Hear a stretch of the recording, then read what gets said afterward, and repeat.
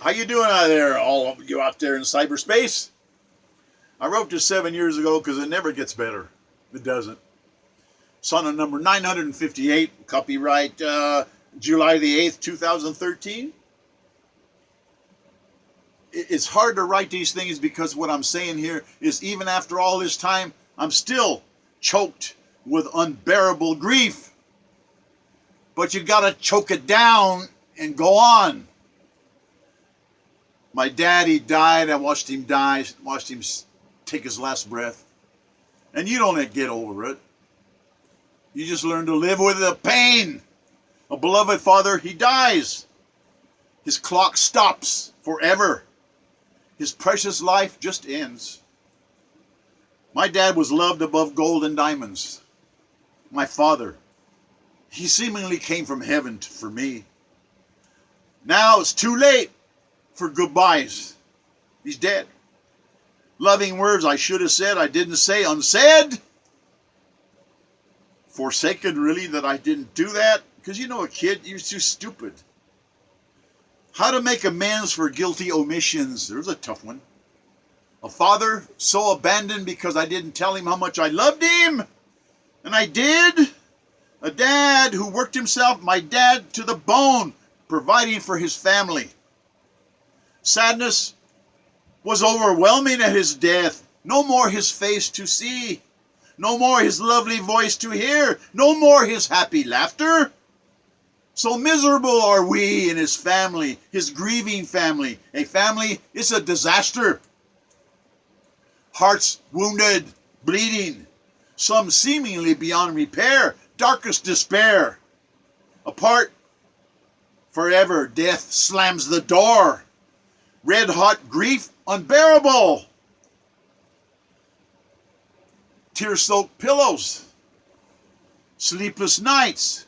Consciences screaming. Fear of the future. No more wise counsel from dad. No more wisdom of dad. It's missing. He's dead. Fear of the future. What's going to happen? No more. No more. What to do with his clothes? The lingering aroma of his cologne. We're all basket cases, drowning in bitter tears. A family so alone. No more my dad's shoulder to lean upon. No more a father to love. So stricken with paralyzing grief. No more a dad to hug. My dad, I never realized his worth until he was gone, until he was dead. Negligent behavior on my part. Being young and stupid. Forever trying to remember his face. I have pictures. He's looked like Clark Gable, my dad. My dad, my family's father, our savior. A brave father going to work every day, never complaining. Some of his artwork is perfect 70 years later. He's in the grave now. Piercing silence. Continuous crying all around. Life never again is the same. A huge hole ripped in bleeding hearts. Wife and mother, my mom, her sunken eyes, her spirit shattered. She lost her sweetheart. Married for almost 50 years. Exorbitant high funeral expenses. You go into debt. High-priced caskets, $8,000, $9,000, $10,000. Got to buy the funeral plot in the cemetery. And you have constant flashbacks. Your nerves are shrieking. You have the ugliest regrets. My dad, a life cut short, 59. Vanished plans, aborted goals, dashed hopes.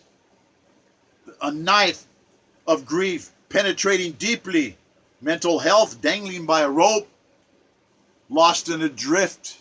Happiness is done. Where has my dearest daddy gone? Ghosts, they seek peaceful rest in heaven. But for us down here, it's darkness. We're so alone. We're so very alone. What's the conclusion? And that's what this whole sonnet is about. Choked with unbearable grief. Yeah, here's the conclusion. Choke it down. Hit the deck running. Keep busy, busy, busy. broken hearts, you've got to forge ahead. You've got to live for him. You've got to live life for the family.